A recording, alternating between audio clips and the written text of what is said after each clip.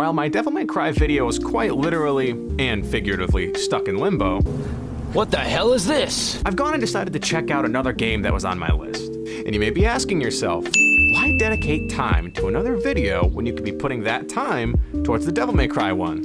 Well, shut up. I'm gonna be taking a look at, in my humble and modest opinion, the best Spider-Man game to exist. Not that one. Or that one. No, not that one either. It's Ultimate Spider-Man! I know saying this garners a reaction somewhat to the likes of. But you gotta hear me out because, well, man, this game's awesome. All Reliable here dropped on September 22nd, 2005, swinging right onto the tail end of the critically acclaimed Spider-Man 2 game, being released only 2 days before the release of its cinematic counterpart. It was the only other Spider-Man game at the time that let you swing around freely and explore a sandbox-style version of Manhattan, compared to a linear open world by stages, sorta like Spider-Man 2000, or the movie tie-in game Spider-Man from 2002. Both great games. Honestly, Spider-Man games rarely ever miss. The game itself takes place within the Ultimate Spider-Man comics universe/timeline, which I'm sure you could tell by the name of the game, and the comics, in that Disney XD animated series, which really wasn't that bad, don't at me.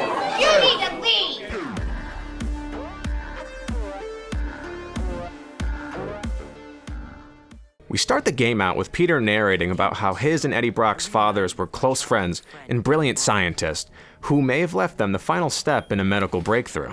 Said medical breakthrough turning out to be the symbiote Venom, which found its way to Eddie. Or maybe it's the other way around. Done?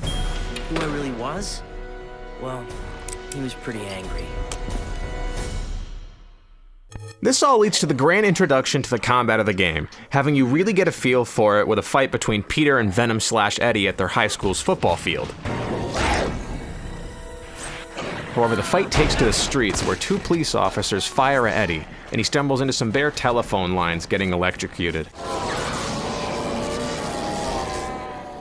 We then cut to 3 months later at Midtown High. I just have to finish stitching up a hole in the butt, and then I'll give it back to you. I can explain the hole in the butt, by the way. Please don't. No, I want to hear this! Spectacular leaping dude heads home to grab his web shooters, then we go back to jump scare Mary Jane. What the? Mary Jane then finishes stitching our butthole so we can go deal with a few idiots down the street. I'll kill you! I'll kill you! The Spider-Man game does something interesting, where in order to progress further into the main story, you need to go out and complete petty crimes, some races, or combat challenges called city goals. I like it because it encourages people to go out and play the game and explore the city that clearly had so much heart put into it. However, sometimes you get stuck in some difficult challenges like racing this asshole! After you finish racing Johnny Storm or the world-famous Fantastic Four, we get to the real reason that I think people loved this game. Venom! This was a selling point of the game. In the vein of some other games out around the time, like Prototype and Hulk Ultimate Destruction, it was cool to play as the bad guy. You felt so powerful and just badass, eating people, throwing them around, and literally breaking their spines. You'll alternate between Spidey and Venom, and every now and then, their stories will intertwine, usually ending in a boss fight. We pick back up with Venom, just throwing cars, eating people. Oh. You thought this game couldn't get any better? Oh, okay. Yeah, get that. Just shut up, it's fucking Wolverine! You don't say. And unfortunately, we end up beating Wolverine to submission. Which we then switch back to Spider-Man, who... Excuse me, man, we were in a library! He's like on the loose. Oh, man. The Trig Finals next period. Yeah, well, I mean, what about the Trig Finals? Apparently, there's something like a rhinoceros, but bigger, rampaging around. Of course, we gotta stop him. So after we save the citizens from a path of destruction torn through the city, we finally get to the rhinoceros, but bigger himself. Yeah, you guessed it, it's Rhino. We battle Rhino in a spectacular everything-has-to-go car lot fight. We end up taking Rhino down and hang the little shrimp that was on the inside up like a bitch. Leaving the scene, Peter gets a raging headache, presumably from getting swatted like a ball of putty into a brick wall. I'm so scared I can't even finish my lame joke.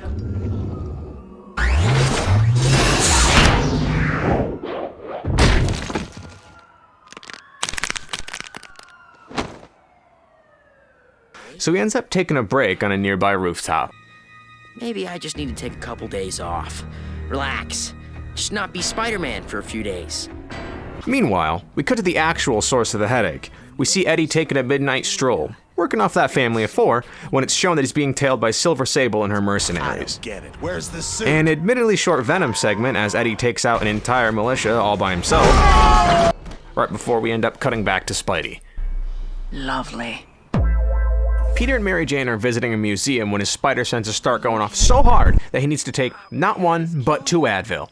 Worried about their safety, Peter tells MJ to find somewhere to hide while he sees what's going on. You might need to get somewhere safe. Well, don't just stand there! The symbiote, sensing where Peter is able to find him with hardly any trouble at all, leading to a battle on the rooftop of the museum.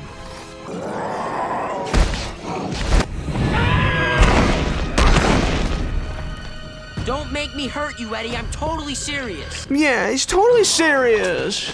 A little into their fight, Eddie slaps Peter up against a tree like an episode of Looney Tunes. Immediately after this, though, their outing is rudely interrupted by Sable. Brock, sit. Hey, she said sit! You guys with shield? You need to get out my way, homeboy. Sable and her team successfully restrain Venom before taking him away, leaving Peter to wonder, Sure. the fuck? I'll just stay here and, oh, nuts. Peter returns to his basement in order to do some investigating, finding out that some of the symbiote made its way into his bloodstream, which is presumably how Venom was able to sense when he was nearby. What are those black things? Yeah, that's the I have no idea part. Meanwhile, we see Eddie stuck behind a wall of energy. Right before the reason for his capture introduces himself. I know you. Bolivar Trask, this is my associate, Dr. Adrian Toombs. Trask reveals that he wants the Venom suit, stating that its capabilities are worth billions of dollars to the government or the highest bidder, resulting in him giving Eddie an ultimatum. Help them out, or they leave him in there until he dies, and they inevitably find a new host for the suit. Eddie, of course, taking the latter. One way or the other, Edward, we will get what we are after. Presumably the first of the many favors he'll be doing for Trask, Venom bursts out of a transport container, chasing down Electro. It's a fun chase, except for the fact that this jerk will randomly stop and do this massive electric field. My grandma moves faster than you! Shut up! The chase closes at Times Square, where Spider-Man intervenes in between Venom and Electro's chase. Isn't it? What does he have? Back off, kid! Electro ends up knocking out Spider-Man, so him and Venom end up fighting over who gets to finish off Spider-Man, because let's face it, there's never enough of the guy to go around. Like hell! This is another really good boss fight, because rather than just having you fight Electro, you also have to keep Spider-Man alive. You see, Spidey has a little bar of health that each time Electro hits him, it'll tick away until he ends up dead. After getting his health bar low enough, Electro will absorb more electricity from nearby billboards in Times Square, resulting in his blue, supercharged transformation. That's more like it! After throwing enough cars at Electro and the nearby digital billboards, Nick Fury and S.H.I.E.L.D. show up and dogpile Venom.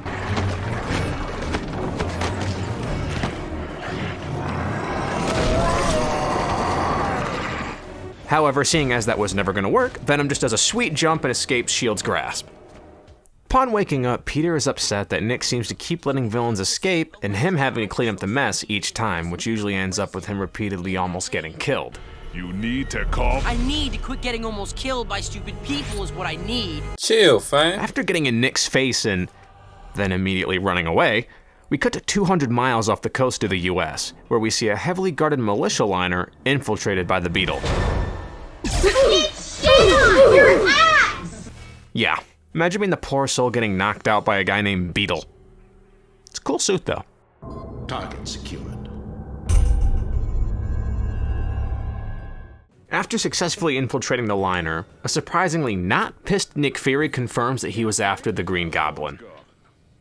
Oh, Black Widow's there too. Beetle reappears in New York, which of course leads to Spider-Man chasing him throughout the city.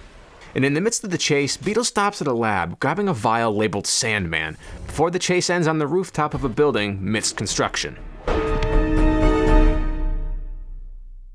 So Spider-Man web zip kicks him over and over again until Beetle rushes to the Latverian embassy, in hopes of getting some sort of diplomatic immunity against ass beatings. Latverian embassy? That's just great. We then cut to Eddie Brock still being restrained behind the walls of his cell. Eddie's explaining to Trask's men that when he's around Spider-Man, he feels like he has more control over the symbiote. Boulevard Trask makes the connection between Peter Parker and his father who designed the suit, and demands Brock gives them everything he knows about Peter Parker. Get Brock to tell you everything. They take Eddie back to Queens so he can try to sniff out Peter Parker. However, things don't go exactly as planned when we realize we only have one person escorting the literal human-consuming militia crusher. Oh, I don't think we have to worry about that. The hell are you doing? Eddie turns into Venom and he tackles Silver Sable out of the carrier, and they do a super cool free-fall fight down to the streets. You are not going to kill me!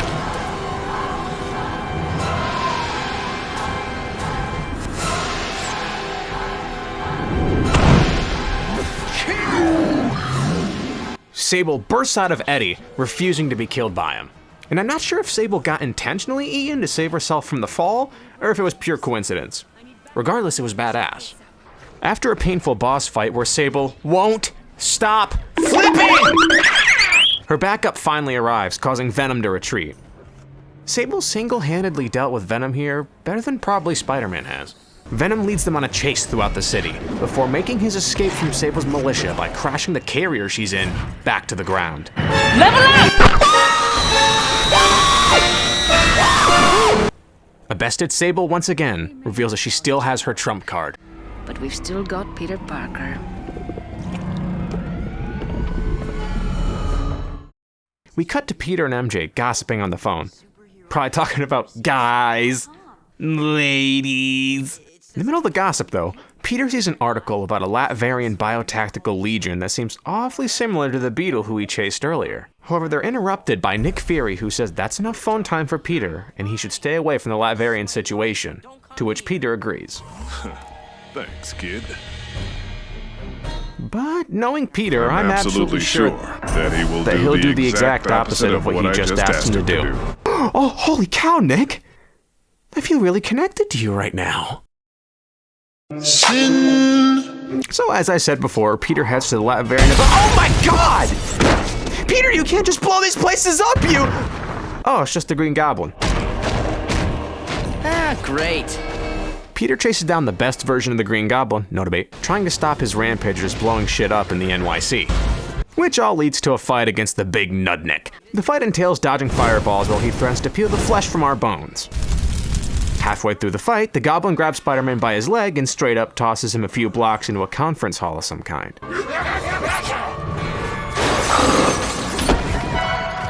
Nice throw! Honestly, he should consider a career change from villain to star pitcher of the Mets. And now, this ends. Eventually you wear him down enough to knock him out. Well, of course S.H.I.E.L.D. shows up after the work's done. Get this area sealed off inside of 10 seconds or I'll fire the first son of a... You want a coffee too? Maybe a donut? Huh? good job. You look wiped. We cut to later on that night where the Beatles found Venom. The Beetle literally and figuratively wants a piece of Venom to deliver to an unknown third party, presumably Latveria. Venom leads the Red and Silver Menace to a warehouse, where he delivers the tentacled smackdown that this jerk deserves, and just leaves. Okay. We cut back to Peter, who's walking Peter Parker? What? Help! Kidnapping! He is an American boy and he is in trouble! Peter wakes up in a car with Sable. Oh, my head. Ow! Sable tells him that he's got enough tranquilizer in him to take down a large horse, so there's no point in fighting it. Don't fight it. So Peter fights it, kicking out the door, but as he goes to run, Sable reveals that she knows his identity, and proceeds to threaten Aunt May and Mary Jane. I can get at you and anyone else you know. Mary Jane Watson, May Parker. Leave my family alone. Peter, of course, doesn't take this lying down, so...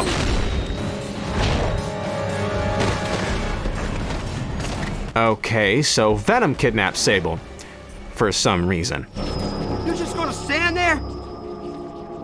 Thinking about it? After catching up with Eddie, you manage to put him down before the tranquilizers finally kick in, and Peter ends up passing out himself, leaving him and Eddie knocked out in the street. Sable, you better stay out of their pockets! Eddie wakes up back behind the energy walls of his cell, to the sounds of Peter being tortured in a room nearby. Sounds like a typical New York afternoon, huh? Am I right, my fellow New York scumbags? Eddie rushes to see what's going on and...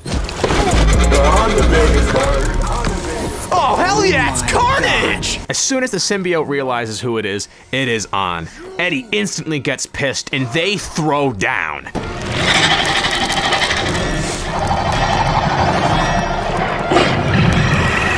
Spinning through different rooms and environments, this fight is absolutely epic and really fun.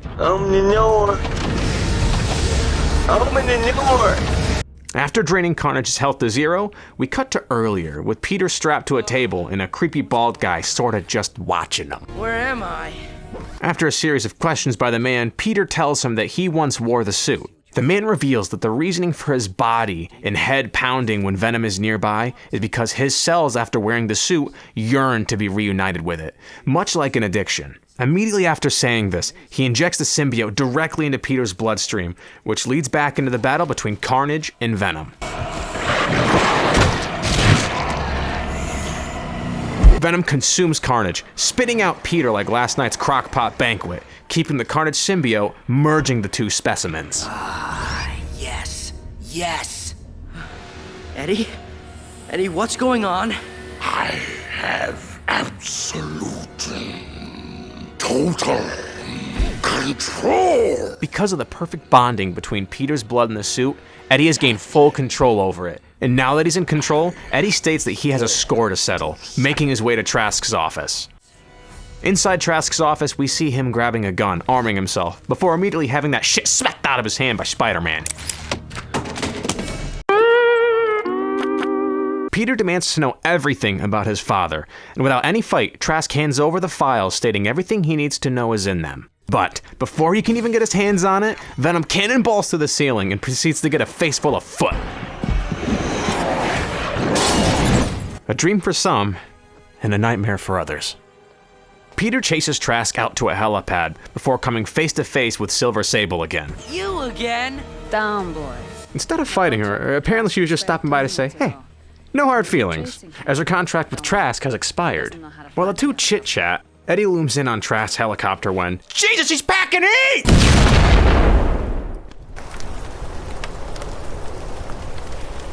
And thus, we reach our fateful final battle against Venom. A battle in the nighttime rain of a rooftop. Only seems fitting with the history Peter and Eddie share. It also just looks awesome.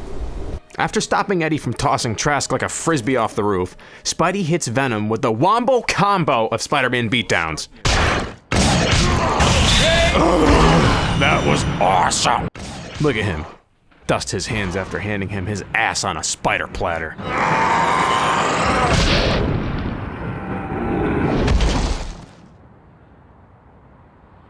After an intense battle, Peter sits at the edge of a rooftop, finally able to get his hands on his father's documents and learn the truth about what happened 10 long years ago.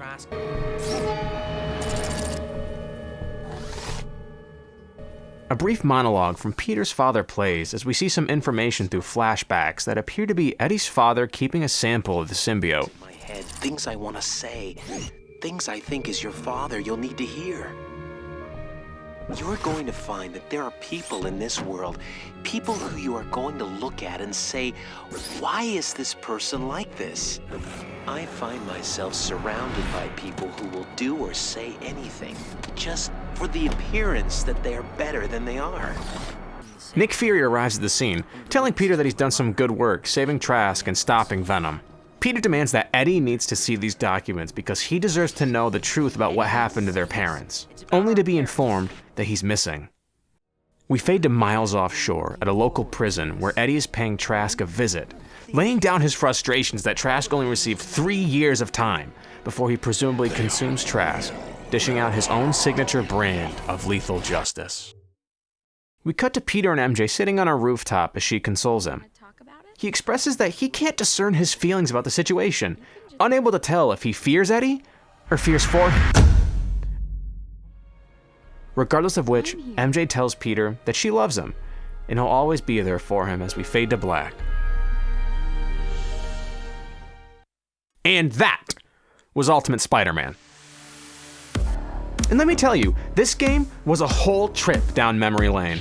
With so many Spider-Man video game titles out there, it's amazing that so many of them managed to stand out on their own. While some not being as good as the other, they still managed to be an enjoyable experience or pave the way for the other, walking so they can swing, so to speak. When it comes to this game though, it's just so fantastic. They're amazing. Maybe even spectacular. So, whether you gotta go dust off an old box in the attic or head to a local game shop, I'd check this one out again, because I promise, it won't disappoint.